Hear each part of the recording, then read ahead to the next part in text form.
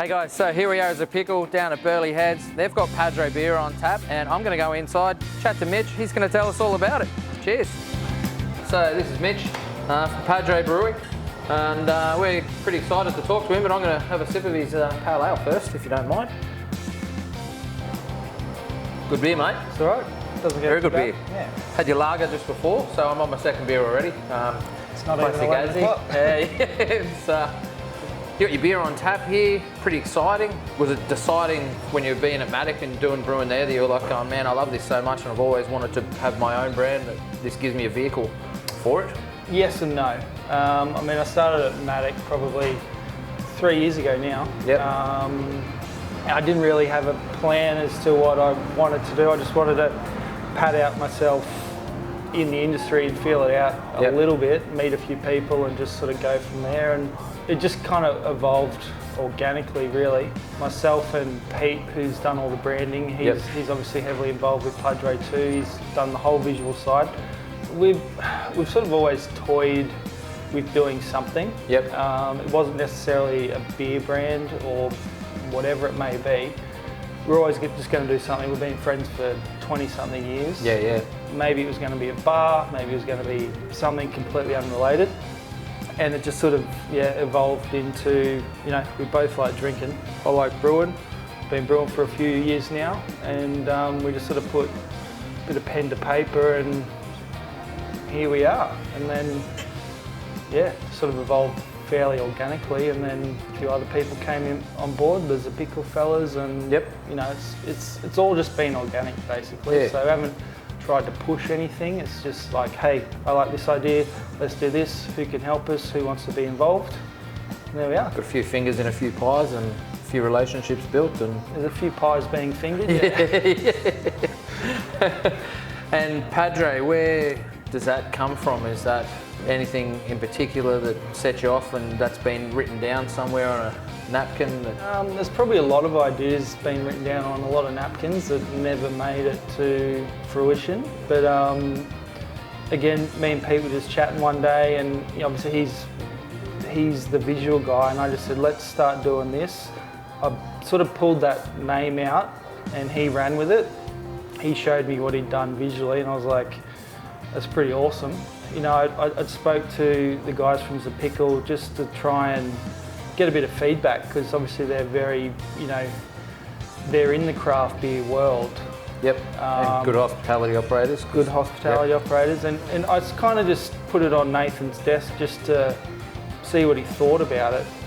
They sort of wanted to be involved from there, and I mean, like the name Padre didn't really, it's nothing fancy, it was just, let's just call it a one-word thing, plain and simple. That's just what it is. Yeah. And it's kind of what the beers are. Yeah. I guess. The branding's really cool. I really like the colours. Yep. It sort of evokes a European style vibe. Like it sort of looks like multiple European beer brands, but it's not. Like it's a really cool. I like the little red triangle. Yep. The font is awesome, and just the colours in themselves. It's just sort of like Heineken-y, Stellary. Yep. Was there anything around that? I mean, it's hard to stand out, but it's hard to not be the same, isn't it? Yeah, I mean, you walk into any craft beer bottle shop, you look at the fridge, and it's just a sea of colour. Again, this is Pete's world. He's into that visual side of things. And I just said, I want it to look like a beer brand. I don't want it to look like an energy drink company. If we're ever to put any beers in small pack cans or whatever, I want the beer to be recognisable if it's a crushed can on the ground. That's all I really said. Yeah. It just needs to be recognisable, whether it's in a fridge or across the street. That was it. And then, we toyed around with ideas, whether it's like, the European style stuff or Americana, and then, it just sort of went, this is what it is. This interview break brought to you by our friends at Convoy. There's a couple of different types of malt.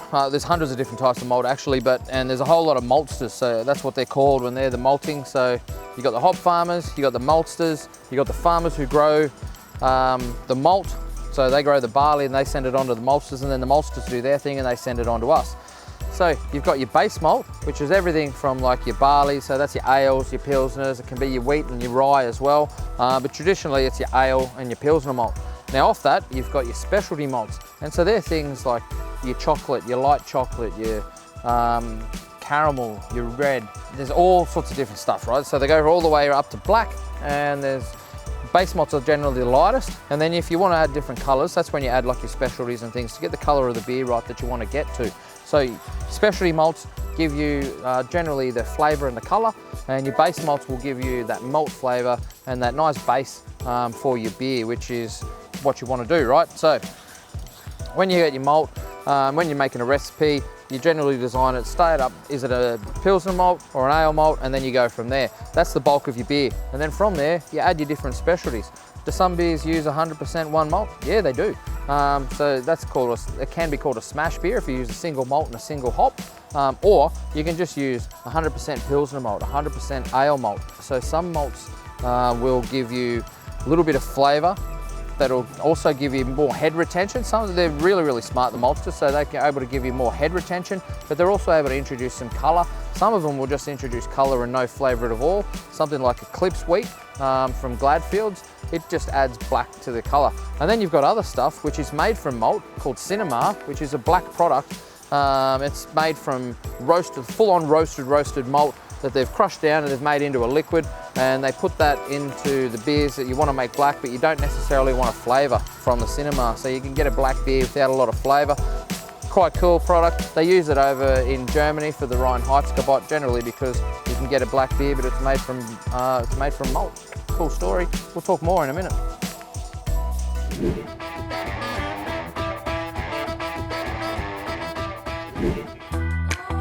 So your first two beers, so the lager was the first one, yep. And then the pale ale, which is what I'm drinking here, yep. was the next one. Yep. Is that it at the moment? You're just keeping up with demand? Because at the moment you're just brewing small batch, aren't you?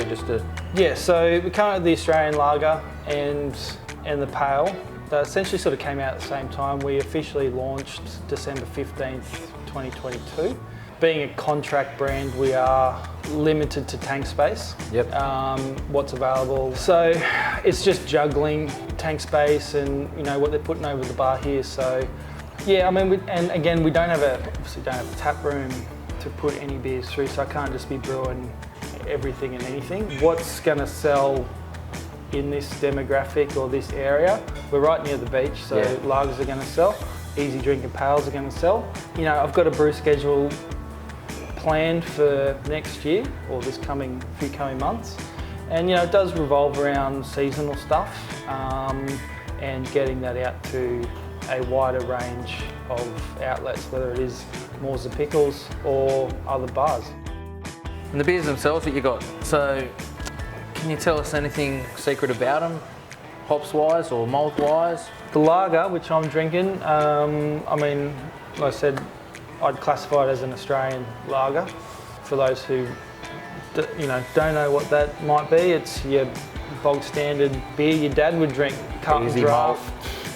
That sort of, you got a lot of brewhouse extends with dextrose and whatnot. It's literally just Barrett Burson malt, pale malt, the border malt, and good malt that too. Yeah, actually it's both those beers actually. The lager's literally Barrett Burson border, bit of Dex, that's it. Yep. Fermented a little bit warmer than you do your standard. No dry hop, just straight up. No. In the Pride of Ringwood as well. Yeah, nice. Oh, yeah, right. Yeah. Right, Royal Australian classic hop. Yeah. But it works. Yeah. And it's a beer that I like drinking. It's had really good feedback so far. Am I going to change it? Probably not. Yep. It is what it is. I don't think it needs changing. I don't think so either. I mean, the brewers I've given it to, they haven't really offered any, when I say haven't offered any advice on it, they haven't felt they needed to. So that's the, it's good feedback. Sign. Yeah, that's the feedback I'm going with. Again, the pale is Barrett Burson again. There's a couple of little secrets in that, which I probably won't divulge. That's fair enough. Sorry, mate. No, that's all right. Keep the cards close to the chest. But again, I don't know how good your nose is, but it's, a few familiar hops in there. Yep. nothing real special in terms of dry hopping techniques. It's about 8 grams a litre. That's it, towards the end of ferment. Yeah, I mean, it's had a couple little iterations, and I think that's where it'll probably sit from now on. I'm pretty happy with that. The feedback's been really good so far. There's a reason I did a pale ale first with the lager, and it's mainly just around getting, to me, that's a beer for the, you know, the craft beer curious drinker. They're not quite sure if they want to go, you know, they're scared of IPAs. They want something a little bit more adventurous than a lager. And that's not going to, you know, the pale's not going to challenge too many people. You know, you want to have 4 or 5 of them. When we're trying to move beer, 4 or 5 beers in a sitting from each customer is what you want. Yeah, exactly. Yeah, you would. It's more turnover and quantity of that turnover. You want people to sit somewhere and enjoy it.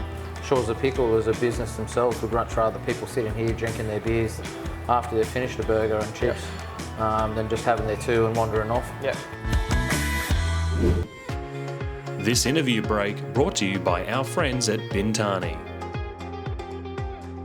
We'll talk about a little bit about specialty malts. So there's all sorts of different types of specialty malts, and what they used for, as I said before, is flavour and aroma, mouthfeel in your beer. So you can use them sparingly, you can use them quite hard.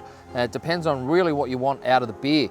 Now, brewers are amazing because generally you'll find the big brewers, they only want to use, like, if it's a bag or a half a bag in their brew, because it's a pain in the ass if doing a recipe and you've scaled it up and it just calls for 600 grams of some dark malt, and they don't want to open a whole bag for that. So they'll try and work out the recipe so that it's easier for them in the long run, that they don't have all these half-empty bags all over the place, because it's a pain in the ass. That's when you're making a recipe up, you generally know what that malt is going to do based on experience. You've used it before. You're either a home brewer, you've used it a ton of times, and you know what it does as you move up. You talk to other brewers, they've used it before and they can give you some advice, or you've just used it a heap of times and you can read the description on the malt, and it will tell you how it's best to be used and what sort of quantities, right?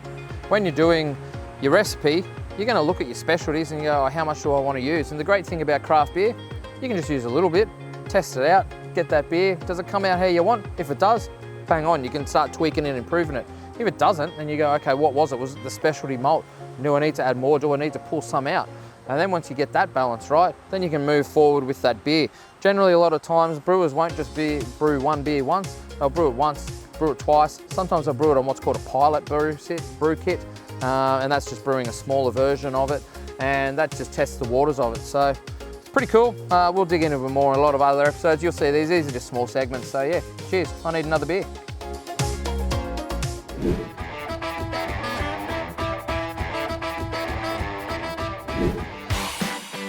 Are you canning? Not yet. Yep. It's just straight to keg, on premise only. Pretty much. Like I said, baby steps. It would be great to have something in cans to get it to people who, you know, can't come to one venue to drink it at the moment. But you know what it's like.